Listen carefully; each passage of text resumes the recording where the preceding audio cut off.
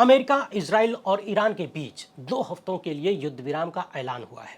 इसी के साथ एक चर्चा यह भी शुरू हो गई है कि दुनिया का सबसे ताकतवर मुल्क इस लड़ाई में बुरी तरह हार गया, मुंह की खानी पड़ी और ईरान के 10 सूत्रीय प्रस्ताव को व्यवहारिक बताना पड़ा। ये 10 सूत्रीय प्रस्ताव क्या हैं जिन्हें डोनाल्ड ट्रंप ने व्यवहारिक कहकर कहीं न कहीं स्वीकारने का न्योता दिया है, उस पर तो बात करेंगे ही। मगर सबसे महत्वपूर्ण बात यह है कि इजराइल ने एक नई बदमाशी छेड़ दिया है। यानी एक तरफ डोनाल्ड ट्रंप 2 हफ्तों के लिए युद्ध पर पॉज का ऐलान करते हैं, दूसरी तरफ उन्हीं के दम पर उछलने वाला इजराइल अलग ही राग अलाप रहा है। तो सवाल यह बनता है कि युद्ध रुकेगा या फिर बैकडोर से दूसरी ओर से चलता रहेगा। ईरान के भीतर से भी 2 तरह की आवाजें निकली हैं और ईरान ने साफ साफ कहा है कि हमारी उंगली ट्रिगर पर है। हालांकि ईरान ने होर्मुज स्ट्रेट खोल भी दिया है, यानी दुनिया का ऊर्जा संकट धीरे धीरे कम होने की उम्मीद है। इसी बीच सबसे महत्वपूर्ण बात यह निकली है कि पाकिस्तान ने जबरदस्त जीत हासिल किया है और विश्व गुरु की सरपरस्ती में भारत की शर्मनाक हार हुई है। आप कहेंगे कि इन दोनों के बीच तो कोई युद्ध भी नहीं हो रहा था, फिर पाकिस्तान और भारत में जीत हार कैसे हो गई? उसी को इस वीडियो में एकदम आसान भाषा में समझेंगे। आखिर तक बने रहिएगा, बहुत सारे महत्वपूर्ण बिंदु हैं जिन्हें जानना हम सबके लिए जरूरी है। पहली बार है तो चैनल को सब्सक्राइब करके घंटी बजा दीजिए टन से। हर वीडियो को लाइक और शेयर करना आपकी जिम्मेदारी है। इसके अलावा आप जानते हैं कि हम किसी धन्ना सेठ या राजनीतिक दल के दम पर नहीं चलते, इसलिए हमारा काम पसंद आता हो तो इस QR कोड या फिर मोबाइल नंबर का प्रयोग करते हुए जो भी हो सके आर्थिक सहयोग भेजने का प्रयास जरूर करें। बहुत बहुत धन्यवाद। पिछले कई हफ्ते से मैं लगातार एक ही बात कह रहा था कि इस युद्ध में कूदकर अमेरिका और डोनाल्ड ट्रंप बहुत पछताते हुए नजर आते हैं। कहा जाता है कि जिनके घर शीशे के हों उन्हें दूसरों पर पत्थर नहीं मारना चाहिए। वही हाल अमेरिका का हो गया था। याद करिए, मैंने कितनी बार कहा कि अमेरिका एक बहाना ढूंढ रहा है कि किसी भी तरह से अपने आप को विजयी घोषित करके इस युद्ध से बाहर निकल जाए, और फिर आज वही हुआ। जून 2025 में भी जब इजराइल ने ईरान पर हमला किया था तो उस युद्ध को रोकने के लिए भी अमेरिका ने B-2 बॉम्बर नाम का बहाना निकाला, कुछ बम गिरा के कह दिया कि हमारा टारगेट पूरा हो गया, अब युद्ध नहीं होगा। फिर बातचीत की नौटंकी हुई, उसी बीच हमला किया गया। लेकिन इस बार अमेरिका डायरेक्ट कूदकर बुरी तरह से फंस चुका था और लगातार एक मौके की तलाश कर रहा था कि कैसे युद्ध से निकलने का बहाना मिले। हालांकि ईरान ने वैसा बहाना दिया नहीं, लगातार टिका रहा, वो भी 56 इंच की छाती के साथ। ईरान ने तब भी मौका नहीं दिया जब ट्रंप ने ईरान को पाषाण काल में भेजने की धमकी दिया। और तो और अभी कल ही डोनाल्ड ट्रंप ने ईरान और उसकी सभ्यता के खिलाफ भयंकर बमबारी करने का ऐलान किया था, नक्शे से मिटा देने का ऐलान किया था। यहां तक कि परमाणु की भी बात हो गई, यानी परमाणु हमलों की भी चर्चा होने लगी थी। कहा था कि आज की रात कयामत की रात होगी। और जो अल्टीमेटम ट्रंप ने दिया था उसके थोड़ी ही देर पहले पता चला कि 2 हफ्तों के लिए युद्ध को रोकने पर सहमति बन गई है।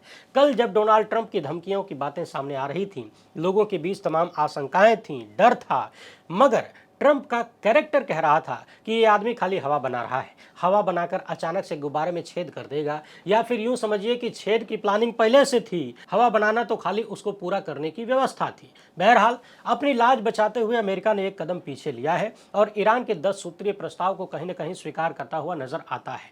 कहा है कि ईरान की जो बातें हैं वो व्यवहार हैं, यानी प्रैक्टिकल नजर आती हैं। उधर ईरान ने भी स्वागत किया है कि ठीक है भाई ट्रंप, जब तुम हम पर हमला नहीं करोगे तो हम भी नहीं करेंगे, अगर आप हमें नहीं मारेंगे तो हम भी अपनी रक्षा के लिए जो हमला कर रहे थे वो बंद हो जाएगा। और ईरान ने खुशी खुशी होर्मुज स्ट्रेट को खोल दिया, कह दिया कि आप हमला नहीं करेंगे तो हम भी जहाजों को सुरक्षित यहां से जाने देंगे। अब इसी 2 हफ्तों के बीच अमेरिका और ईरान के बीच बातचीत होगी। अब सबसे पहले ये जानिए कि ईरान की वो 10 सूत्री बातें क्या हैं जिन्हें ट्रंप ने कहीं ना कहीं प्रैक्टिकल कहा है। सबसे पहले ईरान की शर्त यह है कि ये अस्थायी युद्ध विराम नहीं चलेगा, इस युद्ध का स्थायी अंत होना चाहिए। वही मांग जो ईरान ने पहले भी किया था कि एक तरफ आप बातचीत का ढोंग करते हैं, हमें बातचीत में उलझाते हैं, उम्मीद देते हैं दुनिया को, और फिर पीछे से हमला कर देते हैं, यानी गद्दारी। ये रोज रोज का नाटक नहीं चलेगा। अब ट्रंप ने कहा है कि ठीक है, आपकी बात ठीक लग रही है। ईरान की दूसरी शर्त है कि हमें इस बात की गारंटी चाहिए कि दोबारा ईरान पर इस तरह से हमला नहीं किया जाएगा। तीसरी शर्त है कि लेबनान में हिजबुल्लाह के खिलाफ इजराइल जो हमले कर रहा है उसको रोकेगा। इस शर्त को ध्यान में रखिएगा, यहीं पर इजराइल की सबसे बड़ी बदमाशी की शुरुआत होती है और उसका कैरेक्टर सामने आता है। ईरान की चौथी शर्त है कि क्षेत्रीय स्तर पर होने वाले सभी हमलों को रोक दिया जाए। अगली शर्त है कि ईरान पर लगे सभी अमेरिकी और अंतर्राष्ट्रीय अंतर्राष्ट्रीय प्रतिबंधों को पूरी तरह से हटाना होगा। यानी ईरान बहुत बड़े स्तर पर प्लान करके चल रहा है। अमेरिका के कारण जो पिछले कई दशक से ईरान पर प्रतिबंध लगे हैं, अब उन्हें पूरी तरह से हटाने की मांग ईरान ने किया है और कहा है कि इसके बदले 6वीं शर्त में ईरान अपनी नाकाबंदी हटा लेगा, होर्मुज स्ट्रेट को फिर से खोल देगा। होर्मुज जलडमरू मध्य से सुरक्षित मार्ग के लिए एक प्रोटोकॉल होगा, लेकिन ईरान यहां से गुजरने वाली हर जहाज पर लगभग $20 लाख का शुल्क वसूलेगा। याद करिए, अभी हाल ही में एक वीडियो में हमने कहा था कि भले ही इस युद्ध से ईरान को बहुत नुकसान हुआ है, लेकिन इस आपदा में उसने एक अवसर भी तलाशा है, होर्मुज जलडमरू मध्य से शुल्क वसूली का, जिससे ईरान को ठीक ठाक कमाई हो जाएगी। और इस बात को ईरान ने अपने प्रस्ताव में शामिल किया है और ये भी कहा है कि वो अकेले सारा पैसा नहीं डकारेगा, बल्कि ओमान के साथ वसूले गए धन को साझा करेगा। और आखिरी शर्त, ध्यान से सुनिए, ईरान ने कहा है कि अमेरिका और इजराइल ने ईरान के जो बुनियादी ढांचों को नुकसान पहुंचाया है ना, उसका पुनर्निर्माण करेंगे। यानी ईरान ने अपनी सारी वो शर्तें रखा है जो पहले दिन से वो चाहता था।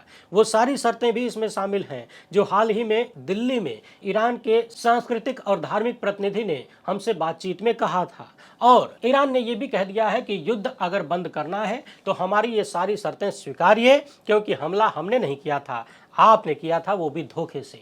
ईरान ने अपने 10 सूत्रीय युद्ध विराम योजना के फारसी संस्करण में अपने परमाणु कार्यक्रम के लिए संवर्धन की स्वीकृति को भी शामिल किया है। हालांकि अंग्रेजी वाले संस्करण में परमाणु कार्यक्रम की बात नहीं लिखी थी। यानी ईरान ने फारसी में अपनी मांगों को लिखकर जो पत्रकारों को सौंपा, उसमें यह है कि परमाणु कार्यक्रम के लिए भी जारी रखने का प्रस्ताव दिया गया है, लेकिन अंग्रेजी में यह बात नहीं लिखी थी। तो कुल मिलाकर समझने वाली बात यह है कि ईरान पर अब तक के सबसे बड़े हमले की धमकी देने के बाद डेडलाइन से कुछ देर पहले ही फैसला बदल जाता है। ईरान 10 सूत्रीय शांति प्रस्ताव देता है और ट्रंप उसे व्यवहार्य मान लेते हैं। ईरान ने भी थोड़ी सी नरमी दिखाई और होर्मुज स्ट्रेट को खोल दिया।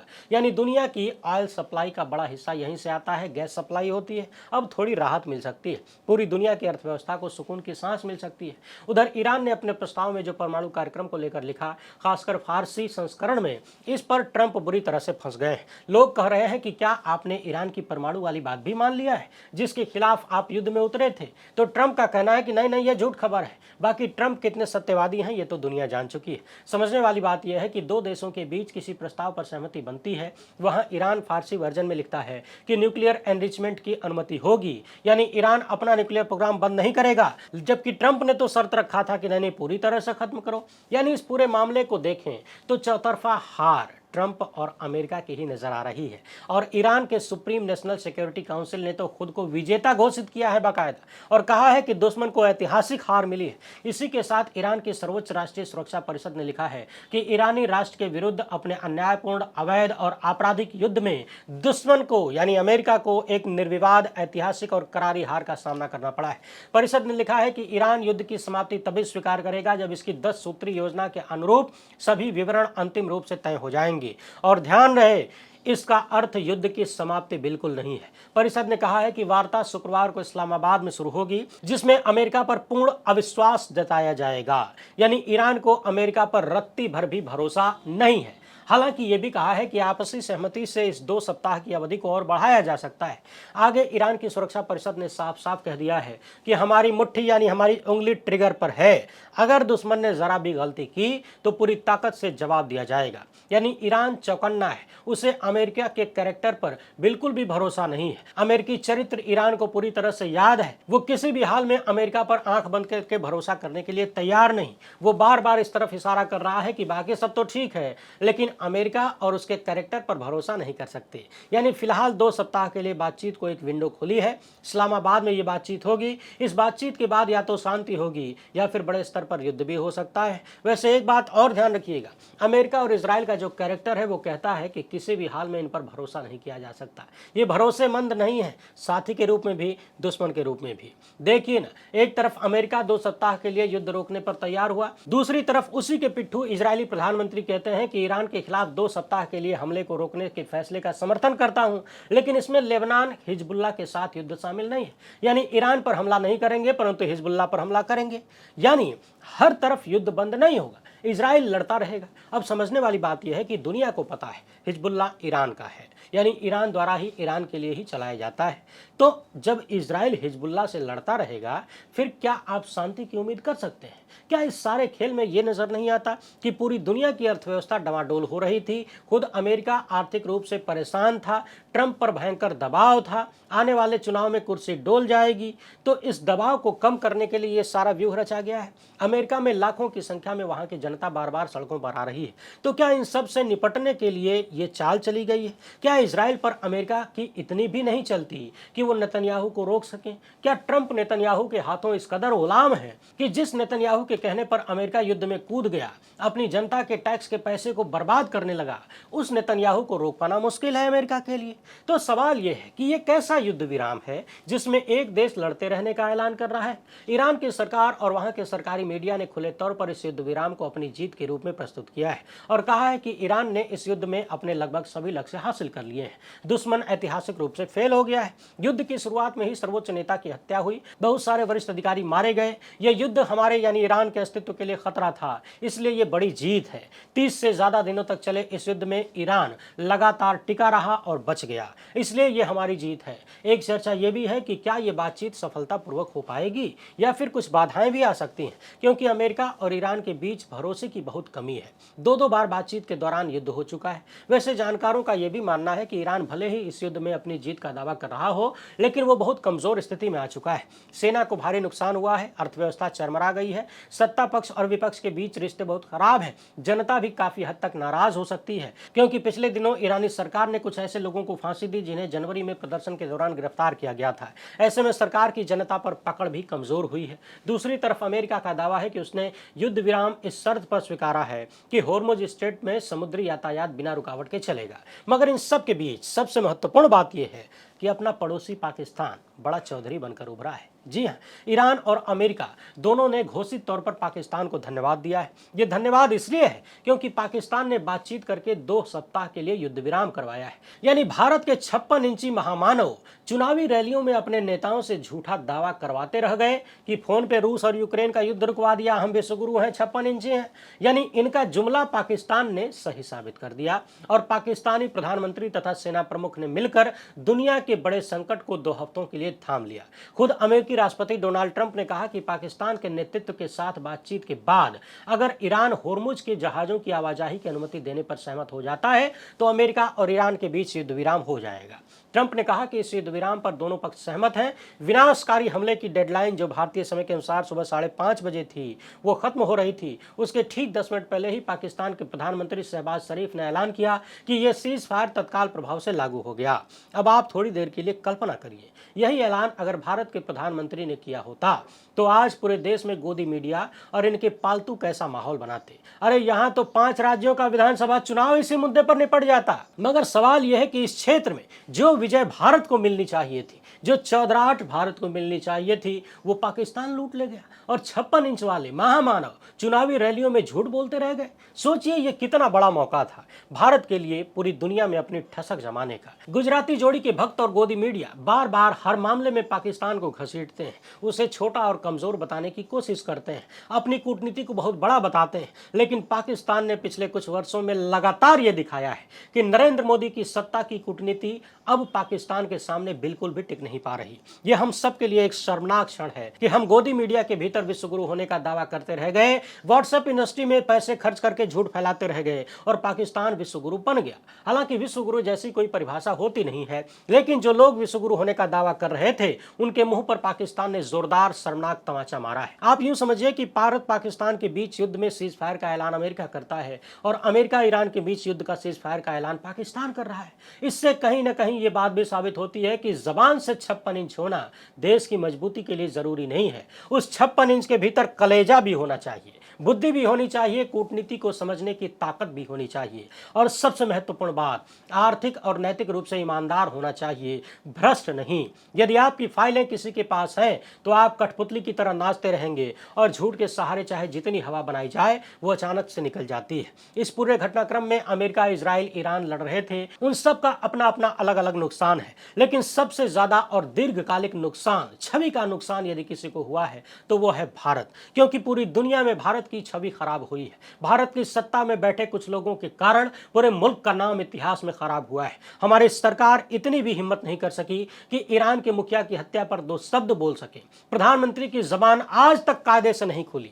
ईरान के सर्वोच्च नेता की मौत पर, ईरान के खिलाफ हुए इस हमले पर आज तक वो समझ नहीं पाए कि किसके बारे में क्या बोलना है और क्या नहीं बोलना है। और जाहिर सी बात है, जब एक की फाइल दबी हो और वो खामोश हो जाए तो दूसरा उसकी जगह ले लेता है। हर तरफ चर्चा है कि जहां एपस्टीन फाइल में भारत के प्रधानमंत्री से लेकर उनके मंत्रियों तक और तमाम लोगों के नाम आ गए, वहीं पाकिस्तान के बड़े बड़े नेताओं और अधिकारियों का नाम उस फाइल में नहीं था।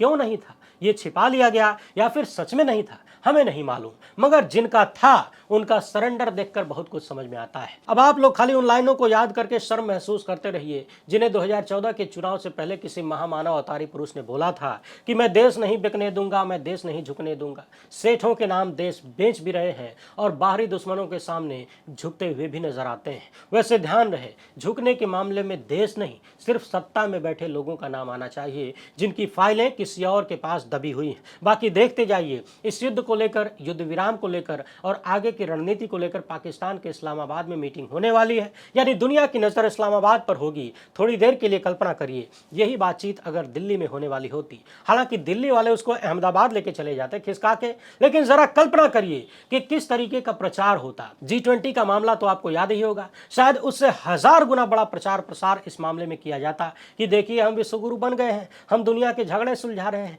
पाकिस्तान में इस तरीके का प्रचार हो रहा है कि नहीं ये तो नहीं पता। दर्शकों में कोई पाकिस्तान का हो तो कमेंट करके बताए, लेकिन हमारे यहाँ भयंकर बवाल हो जाता। न जाने कितने 1000 करोड़ के पोस्टर बैनर इसी बात पर छाप दिए जाते, ये हमें पूरा भरोसा है।